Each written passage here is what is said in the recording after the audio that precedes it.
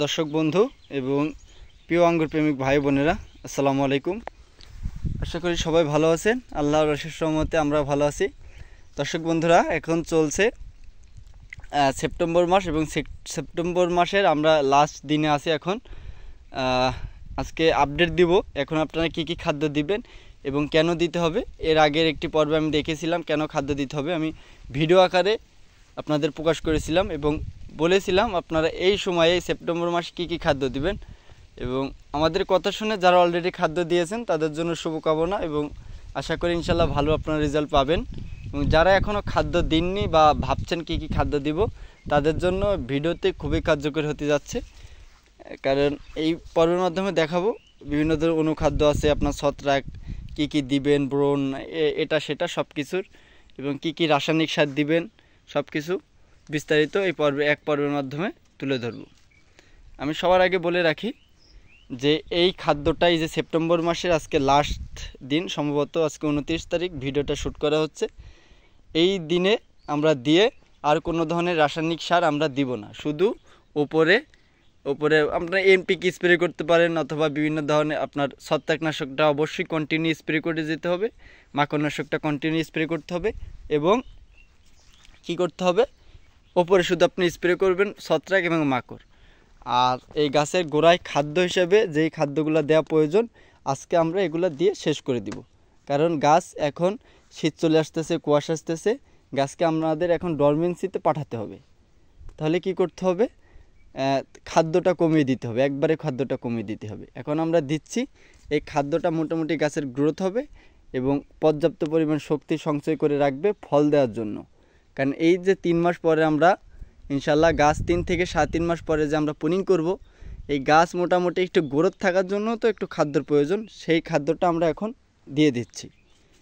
এবং আরেকটা কথা, যদি আমরা ডেইলি বা কন্টিনিউ খাদ্য দিতে থাকি 10 দিন 15 দিন পর পর, যেমনটা আমরা করে আসছি এতদিন, যেভাবে আমরা খাদ্য দিয়ে আসছি, এখন কেন দিব না? দেখুন, এভাবে যদি আমরা খাদ্য দিই, এই যে গাছের কিন্তু গ্রোথ এখনও আছে, এই যে নতুন কুশি ছাড়তেছে, এই কুশি কিন্তু আপনার চলেই যাবে। আপনার যদি ডেইলি খাদ্য দেন এটাতে কিন্তু আপনার ডেইলি চলবে, আপনার এইভাবে কুশি ছাড়বে, গাছ ডরমেন্সিতে যাবে না। আর যদি গাছ ডরমেন্সিতে না যায় তাহলে আপনাদের গাছটা ওইভাবে আমরা ফল পাবো না বা পুনিং ওইভাবে আমাদের ভালোভাবে হবে না।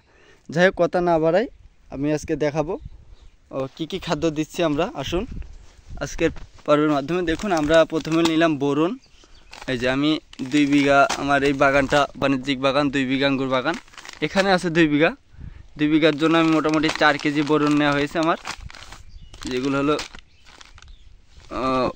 বোরন। এই যে এগুলো সব বোরন,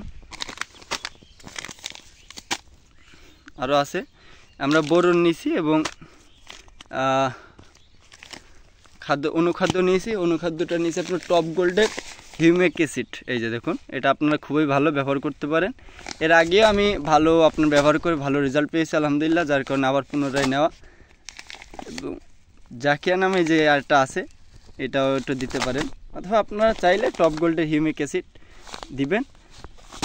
এবং কীটনাশকের দোকানে গেলে আপনার যে কোনো অনুখাদ্য, অনেক কোম্পানির ভালো ভালো অনুখাদ্য পেয়ে যাবেন, একটু যাচাই বাছাই করে অবশ্যই নেওয়ার চেষ্টা করবেন। এদিকে আমরা নিয়েছি হলো আপনার অনুখাদ্য তো নিলাম, এদিকে আপনার নেওয়া হয়েছে ম্যানকোজেব। এটা হলো ছত্রাকনাশকের জন্য।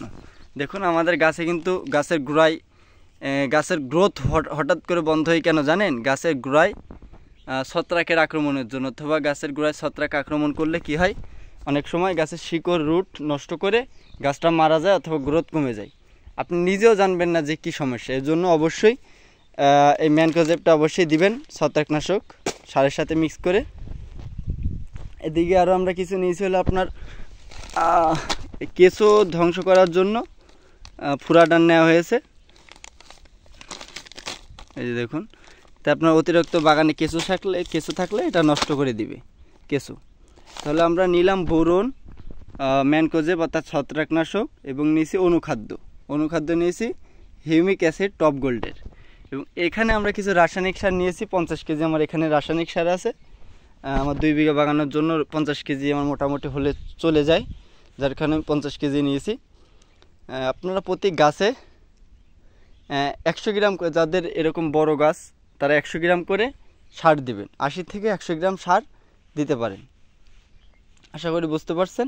80 থেকে 100 গ্রাম করে সার দিবেন। কি কি সার দিবেন? ফসফেট, ইউরিয়া এবং পটাশ, এই 3টা মিক্স করে দিবেন। যেমন এখানে আমি নিচে হলো আপনার 15 কেজি। এখন পটাশ, গাছে মোটামুটি পটাশ দিতে হবে গাছের গ্রোথ ঠিক রাখার জন্য। তাহলে আমি 15 কেজি এখানে পটাশ নিয়েছি, 25 কেজি ইউরিয়া নিয়েছি, সরি আপনার 30 কেজি হলো আপনার ফসফেট নিয়েছি। 30 কেজি ফসফেট, 15 কেজি পটাশ আর 5 কেজি হলো আপনার ইউরিয়া, মোট 50 কেজি সার এখানে আমি নিয়েছি। এবং এখানে আমি অনুখাদ্য, বোরন, ছত্রাকনাশক এবং কেঁচো ধ্বংস করার জন্য ফুরাডান, এগুলো আমরা নিয়েছি। নিয়ে একসাথে আমরা মিক্স করে আজকে এই প্রত্যেকটা গাছের গোড়ায় ইনশাল্লাহ দিয়ে দিব। এটা হলো আঙ্গুর গাছের মূলত এখন খাদ্য দিতে হবে। সবাই যারা এখনও, আমি অনুগ্রহ করে বলবো, যারা এখনও কেউ খাদ্য দেওয়া যাদের বাকি আছে অবশ্যই দেন। এটা গাছের জন্য খুবই কার্যকারী, বিশেষ করে এই সময়ে। যাই হোক, ভিডিওটা লং হয়ে যাচ্ছে। সবাই ভালো থাকুন, সুস্থ থাকুন, আল্লাহ হাফেজ। এবং যাদের কোনো কিছুর জানার প্রয়োজন থাকলে অবশ্যই আমাদেরকে জানাবেন। আমরা যতটুকু পারি, যতটুকু সামর্থ্য অনুযায়ী, আমার যতটুকু জ্ঞান, আমি ছোট মানুষ, আমি অত জানি না, আঙ্গুর সম্পর্কে অত এক্সপার্টও না। তবে মোটামুটি 2-4 বছর ধরে আঙ্গুর নিয়ে ঘাটাঘাটি করতেছি। আলহামদুলিল্লাহ যতটুকু জানি ততটুকু শেয়ার করার চেষ্টা করব। সবাই দোয়া করবেন, ভালো থাকবেন, আল্লাহ হাফেজ, আসসালামু আলাইকুম।